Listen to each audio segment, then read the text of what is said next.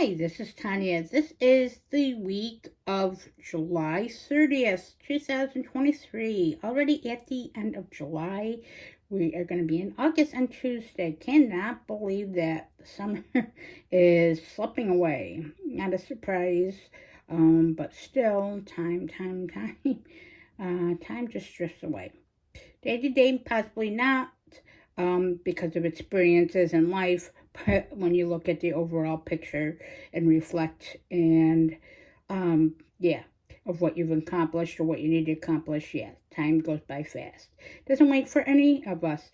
So this week on it, the crystal that I pulled was, or cast, should I say, was selenite. As you can see, that smaller one. Now here is my big reading selenite to go with it. Thought it was appropriate since I haven't necessarily showed that as often as I have, and I use that for my regular readings when I read for as an aid or a conduit, when I read for clients and for myself at many occasions. The energy is very healing, uplifting, calming, and clearing and purifying. So it's a great clearing stone. So to get to that, the advice or advisement, what is advising me or what is saying is that selenite is again an excellent tool to connect with healing energies, self-love, the divine feminine energy, whether you're a female or a male, getting in touch with your softer intuitive side, the moon, the divine goddess, deity, Magdalene, whatever you work with or believe in, or just your mother, the female energies in your life, like the female figures, friends, partners, wives, spouses, mothers, grandmothers, brothers, sisters, friends. Well, brothers can have, yeah, I'm all over the place. Can have, certainly can have many nurturing feminine aspects to them, which is great. So having the masculine and feminine in life is definitely a great balance. Balance is everything. Without that, life is just out of polarity. So the selenite is teaching us that to be self-care, calm this week, but also to reflect on our gifts, reflect on our knowledge, what we currently have, to be present for ourselves, but also to be receptive to what the universe and life is presenting us with, our opportunities, what we're working for, to be gentle and clear out what we need to. Clear, cleanse, recycle, whatever it is, whether it's energetically or physical stuff. So now to get on with the actual cards, to move along from that lovely selenite there that I was gifted by a coworker in the past couple years. I so love it. So to move on, this week, again, I went with the Flowers of the Night Oracle, which is awaken. You can't see the word, but again, look at the coloring on that. This deck is amazing oracle deck for clarifying, straightforward messages. The guidebook is lovely. And the colors in it, despite the black, and the animals and the plants together are great. So I highly recommend the Flowers of the Night Oracle. I've been working with it the past couple years. And so something that I got just on a whim and started working with slowly, it's become a staple in my practice and my readings. Also, of course, like last week or recently when I got in Salem, that was gifted to me by my cousin as the Pythia Oracle by Lila and Olive. Again, I can do nothing but rave about the botanical decks I have in my collection, of how valuable they've been in so many different ways as clarifiers, teachers, opening up myself to more divine feminine energy, moon energy, plant energy. I'm not great with plants. I'm great with working with them, as I've mentioned before, after they were dead. But I'm not great at keeping them. I don't have my mother's gifts and that ability, or the other family members have. But I do know how to make teas. I do know how to work with them, add them to my practice, to different magical spells and components. And of course, your energies alone teach me different aspects and open me up to new opportunities and are great for aids, cooking, and making teas. I do make teas also. I just got to do that more often. I used to be a bit better at that. More things I just need to buckle down on.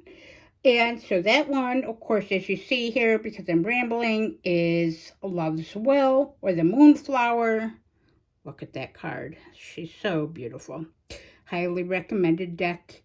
I'm probably going to be getting the expansion somewheres in the future because the Pythia 2, I'm certain will not disappoint, as any of the Lila and Olive decks do not disappoint.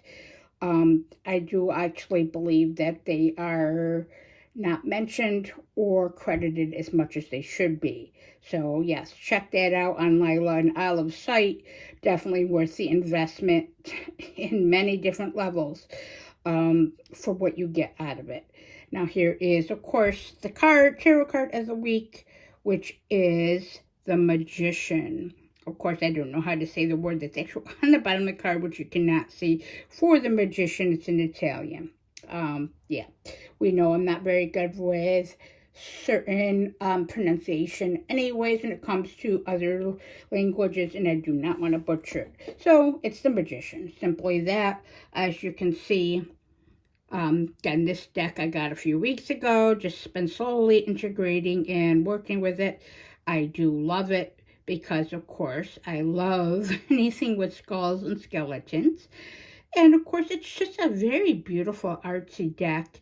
The colors in it you can't really see, but there's a lot of beautiful background, pink, and it is based on some of the older Italian style tarot decks. So yes, so the Tarocchi is beautiful by Mr. Fribourg, which again I probably mispronounce and butcher that.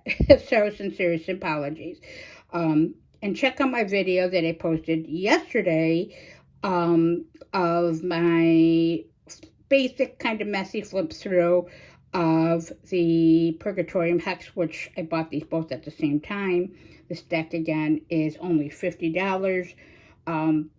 The box is amazing. So much care, consideration, and artwork that was put into these decks. Of course, I have an extensive collection, and they each have different personalities, read different ways for different clients and for myself, and teach me new things. Plus, it's just great to support indie creators. Not that mass produced also is not valuable. Either way, I have many decks, and I'm sure that's not going to stop growing, or you're not going to start seeing different ones that are going to come out or appear in the future. So with all that rambling, other than the selenite I already mentioned, the combination of the Awaken, Love's Will, and Magician is indicating this week that it is a week to be strong, willful, to go for it, to put your start manifesting what you want in your life, and what you've been working towards, what you have been dreaming up, daydreaming, planning, and considering, to awaken yourself to new knowledge and opportunities and growth, but also to do it with integrity, and also to work with your current resources, because what you've already learned and have experienced, whether it was good or bad, has been for a reason and has shaped who you are now and how you currently perceive things and how your future will possibly go.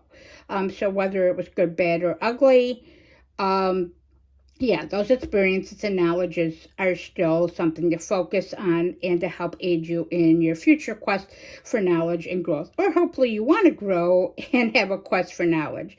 I know I do. There's just so many subjects, so many interests, so many talents, so many other gifts that this universe and life gives us to balance out those struggles, because the struggle is real, especially with day-to-day things, with the life cycles and death. But this is teaching us to have integrity, again, not to be repetitive, but to have integrity, to have love under will. So, yes, to be present and awake for ourselves, to try new things, experience new things while working with our current resources and being mindful of those, being loving and caring towards ourselves and others, and of course, just putting that new self out there. And if you're a practitioner like myself, work your magic, work your gifts. And yeah, and with that, pretty straightforward and simple. Before I'm already rambling, so before this gets too long, again, I want to thank you all for watching and giving my channel a chance. I hope that you find that these weekly divination is helpful. If you have any comments about these cards or about my videos, please like and subscribe and comment below. Or any questions about these decks, I'll be more than happy to answer. Please check out my Instagram, Little Miss Scarol 79, and of course my Facebook reading pages under Dark Moon Tarot Readings. And with that, I hope this all finds you all well. Have a wonderful and blessed week.